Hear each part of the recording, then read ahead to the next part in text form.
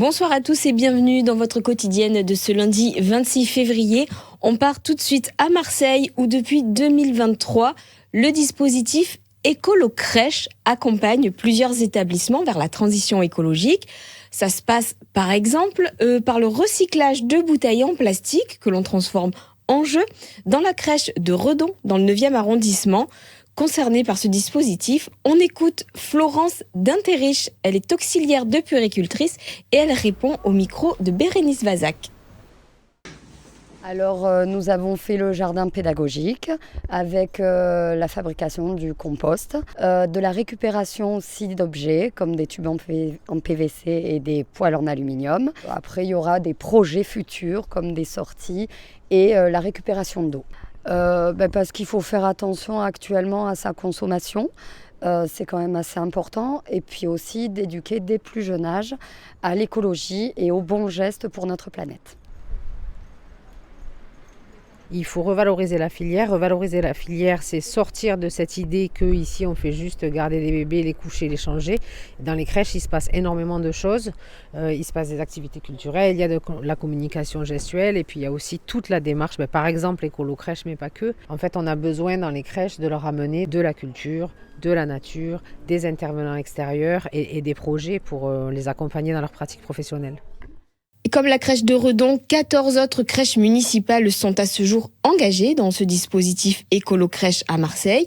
Il va durer 18 mois et à l'issue de cette période, les établissements pourront être ou non labellisés. Et on reste à Marseille avec un concours d'éloquence à présent auquel 47 participants, 47 petits champions ont participé. Ça se déroulait à la bibliothèque de l'Alcazar. Ce sont des classes de CM1 et de CM2 issues de 30 écoles marseillaises qui ont lu des classiques de la littérature jeunesse. On écoute Naël Cornet, qualifié avec la lecture du Roi Non-Non d'Alex Sanders. Il répond aux questions de Bérénice Vazac. Sur le nez du roi. C'est la goutte d'eau qui fait déborder mon vase, hurla-t-il. Je m'appelle Naël Cornet et je viens de l'école La Pauline.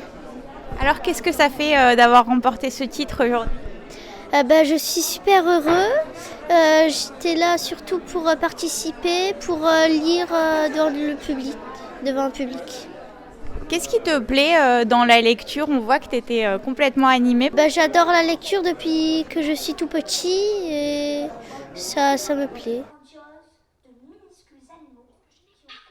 Au-delà du concours, c'est leur faire découvrir le plaisir de lire. Et puis là, moi, ce que j'ai remarqué, c'est qu'ils avaient une mine réjouie.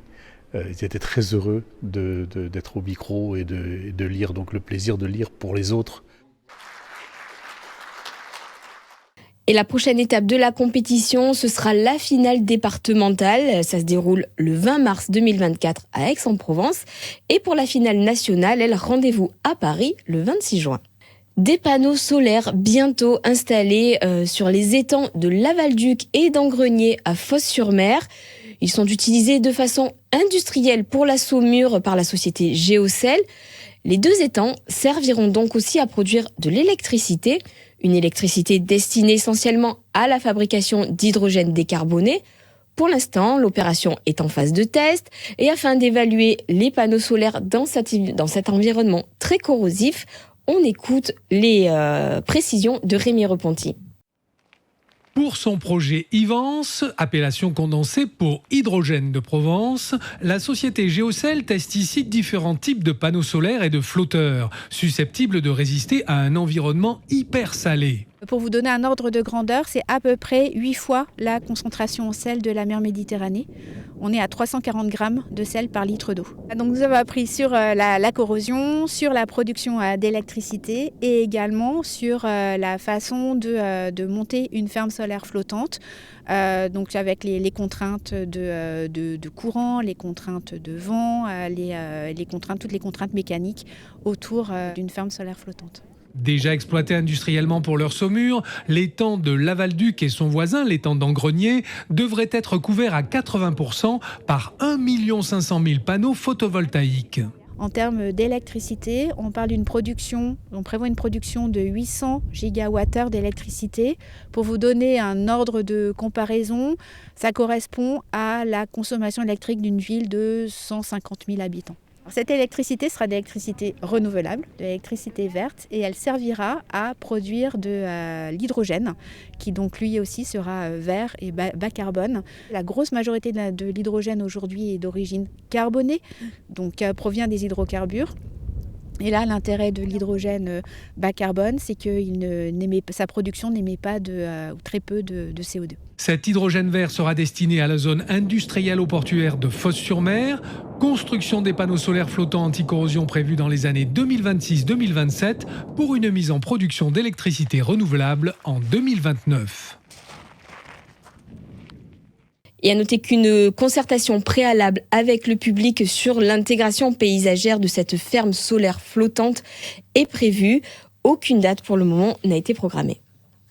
Agriculture, santé, éducation. Le maire de Berlétan, Mario Martinet, a pour objectif de créer de nouvelles infrastructures au sein de Berlétan. Tout ça dans le but d'améliorer la vie de ces riverains. Alors, quels sont les projets structurants pour 2025 ? Écoutez l'interview de Mario Martinet au micro d'Alexandre Perroux.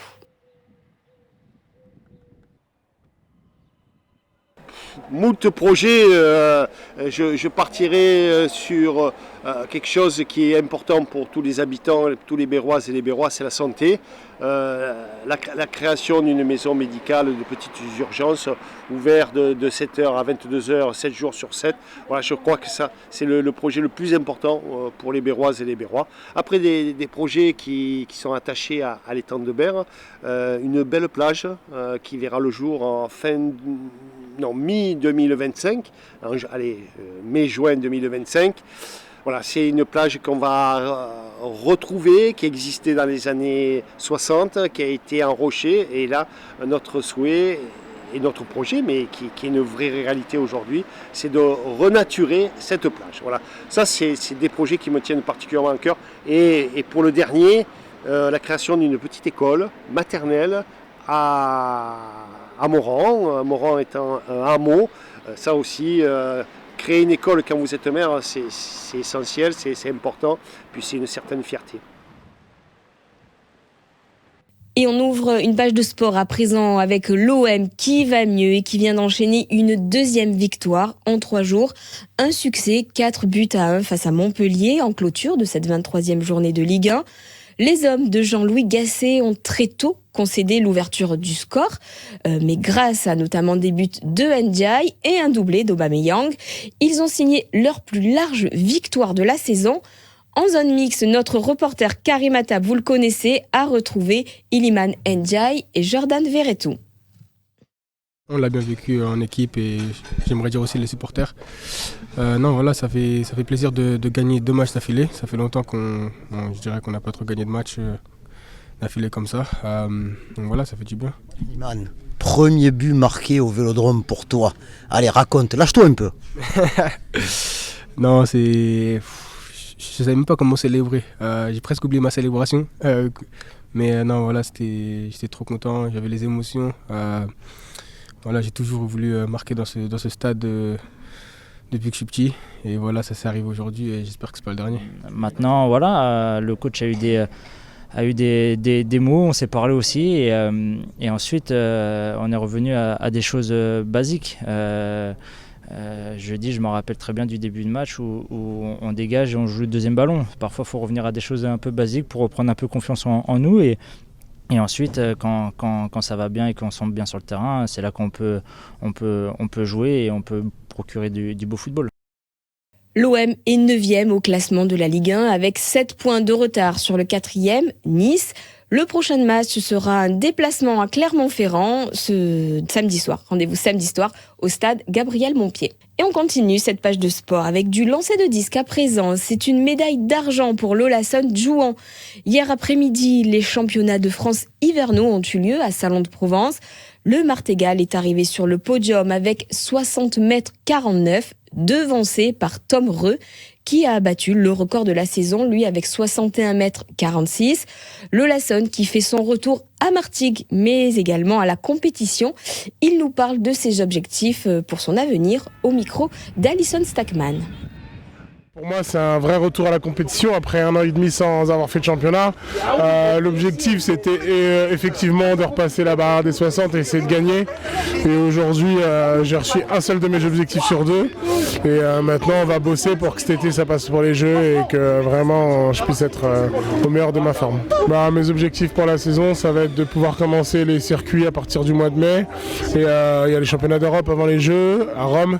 Donc, essayer d'être le plus compétitif possible à partir du mois de mai pour me permettre de pouvoir faire les minima directement qui sont de 67-20 pour les Jeux. Je me sens bien, Martigues c'est la vie. Puis voilà, compétition, le président il vient me voir, les gens du club sont là, ça fait plaisir et je me sens vraiment soutenu, vraiment. Et avant de se quitter, la rédaction vous propose un bilan très positif, celui de l'opération Martigues Solidaire 2024. C'était vendredi dernier, la comédienne Camille Lelouch a clôturé l'opération devant plus de 2000 personnes sous la halle de Martigues. Martigues Solidaire, c'est avant tout du partage de collecte de denrées alimentaires non périssables et de produits d'hygiène. Ça a été récolté par 6 associations locales, dont la Croix-Rouge, le Secours Populaire ou encore les Restos du Cœur. Est-ce que les 7 tonnes de collecte de l'édition de l'année dernière ont été dépassées ? On regarde. On peut vivre sur 2-3 mois à peu près avec les denrées qui vont nous être données. Là, il y a presque 2 palettes et demie. C'est super, quoi.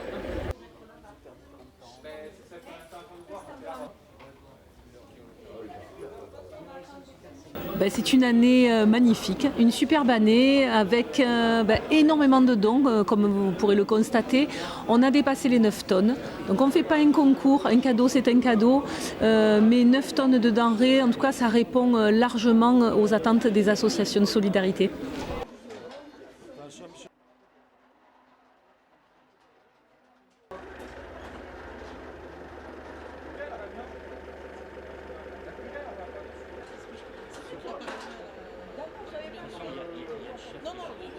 Alors merci à la ville de Martigues, merci à la vie associative, merci à tous ceux qui nous ont aidés, les collèges, les maisons de quartier, enfin tout ce qui nous a aidés.